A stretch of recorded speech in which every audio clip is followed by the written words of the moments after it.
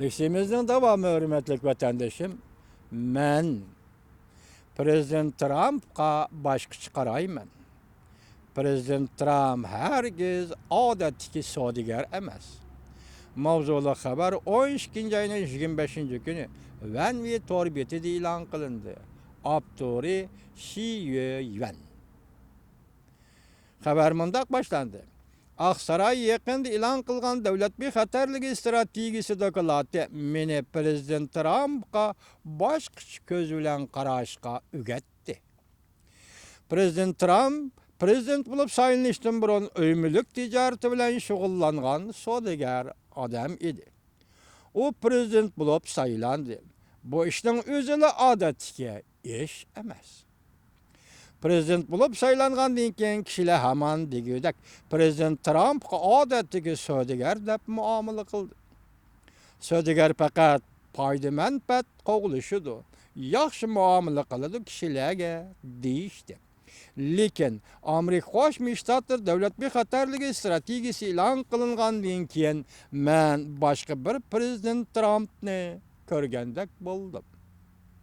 U boshqacha siyosiy tafakkurga ega odam ekan. Shundoq deyishga bo'ladiki, prezident Trump siyosiy e'tiqodli odam, ideologiyasi intayin qo'yuq bir odam ekan.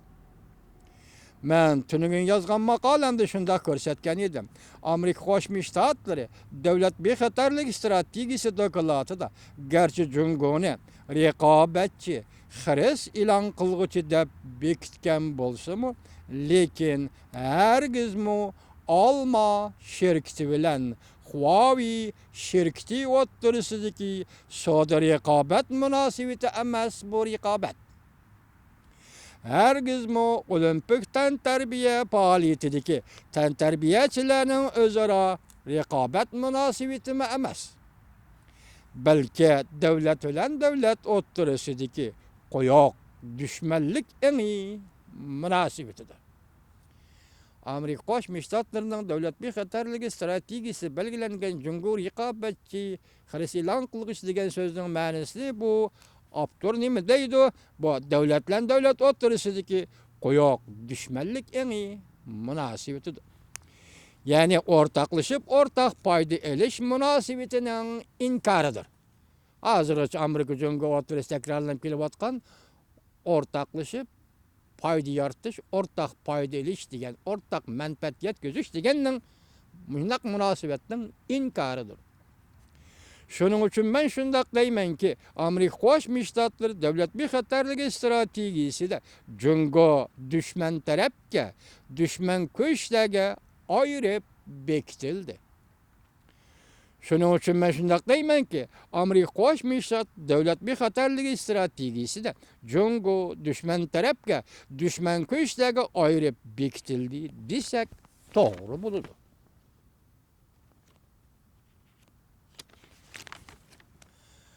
Amerika Qo'shma Shtatlari davlat bexatarligi strategiyasi Amerika düşman kuchlarini rival powers deydi ekan inglizcha deb 3 xil turga ayirgan. Birinchi Jungo va Rossiya. Ikkinchisi Iron va Chavshan. Uchinchisi islom radikalistlari va zo'ravonlar. Prezident Trump mundaq hisoblagan. Bu 3 taraflik düşman kuchlarning mohiyatlik o'rtaqligi ular birdek xalqqa zulm salg'uchi davlatlardir. Boshqarish nima Amerikaning qimmat qarashlari, ya'ni erkinlik, demokratiya, qonun bilan boshqarishga qarama-qarshidir. Yuqorqi davlatlarning qilmishi Amerikaning qimmat qarashlari, ya'ni erkinlik, demokratiya, qonun bilan boshqarishga qarama-qarshidir.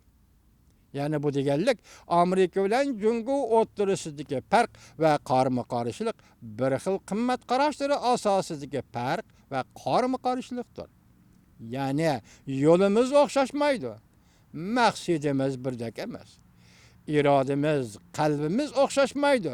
Bir-birimiz bilan do'stlasha olmaymiz degan ma'nodagi farqdir. Amerika Qo'shma Shtatlar davlat bexatarligi strategiyasi to'g'risida dokladda mundaq ko'rsatildi. O'tgan 20 yil mobaynida Amerika hukumatining siyosati bir xil faraz ustiga qo'yildi. Dokladda shunday qo'yildi dema, davatida. Amerika hukumatining siyosati bir xil faraz ustiga qo'yildi. Ya'ni bu dushman kuchlar bilan birga muloqotda bo'lib, ularni xalqaro tashkilotlar va dunyo savdo tashkilotiga elib kirib, ularni aqlonilikqa o'zgartib, ishonishga bo'ladigan ko'chga aylantirishni maqsad qilgan edi. Amerika shuni maqsad qilgan. Hozir qaraganda bu siyosatimiz mag'lub bo'ldi. Amerika Qo'shma Shtatlarining davlat bexatarligi strategiyasi to'g'risida dokladda mundaq ko'rsatildi. Amerika dunyoga davomli rahbarlik qilish kerak. Chunki Amerika allaqachon tajriba savodga erishdi. Amerika dunyoga rahbarlik qilishdan voz kechadigan bo'lsa, yovuz kuchlar bo'shliqni to'ldirdi. Oxirida Amerikaga foydasiz bo'ldi.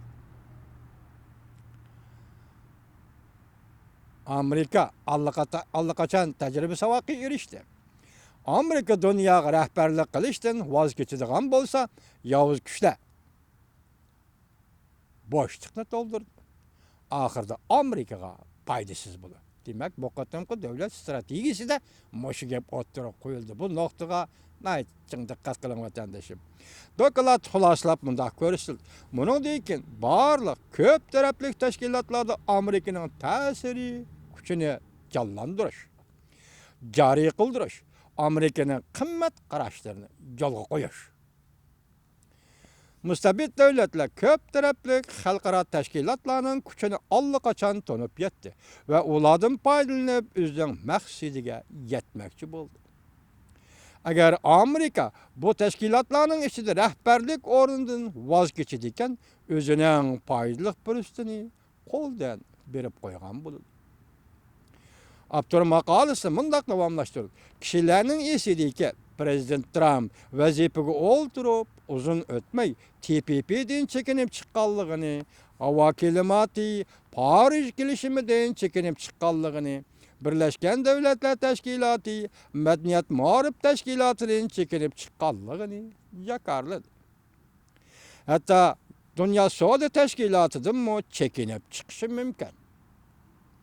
Kishilar umumiy holda Amerika bundan keyin o'zining bo'sog'isidagi qorni tozalaydi, boshqa ishlarga ko'p aralashishni xohlamaydi deyishgan.